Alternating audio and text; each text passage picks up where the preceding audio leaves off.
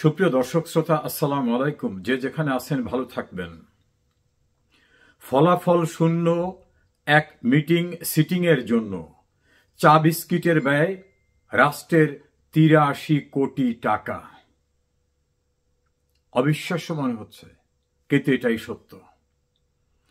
কিছু ভাড়াটিয়া বিদেশি লোক এনে সংস্কার কমিশনের নামে বেশ কিছুদিন বিভিন্ন মিটিং, সেই মিটিংয়ে খাওয়া দাওয়া, উচ্ছ্বসিত হওয়া, মত বিনিময় করা, পূর্বের সরকারকে গালিগালাজ করা, দেশ ও জাতির ভাগ্যের পরিবর্তনের নানা রকম তত্ত্ব কথা বলা, এভাবে যে সংস্কার কমিশন তাদের এই চা বিস্কিট খরচ নিয়ে নাকি ৮৩ কোটি টাকা ব্যয় হয়েছে রাষ্ট্রের।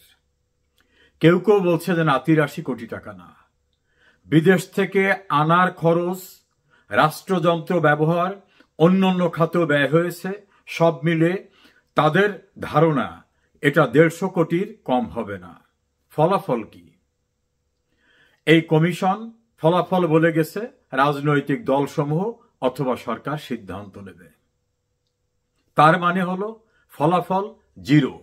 সংস্কার কমিশনের সংস্কার নামক তত্ত্ব থিসিস তৈরি করার দোকান খুলে রাষ্ট্রের ৮৩ কোটি টাকা সরাসরি হিসাবে আর অসমর্থিত হিসাবে ১৫০ কোটি টাকা ব্যয় করা হয়েছে। Result zero. এই টাকা ব্যয় অপব্যয়, এই টাকা ব্যয় আত্মসাৎ।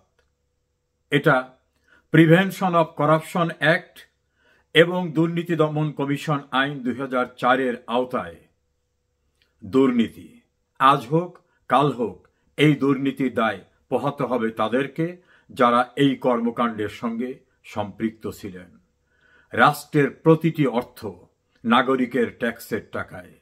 ফলে এটাকে অপব্যয় করা, আত্মসাৎ করা অথবা অন্যভাবে সুবিধা লাভের জন্য ব্যবহার করা দণ্ডনীয় অপরাধ।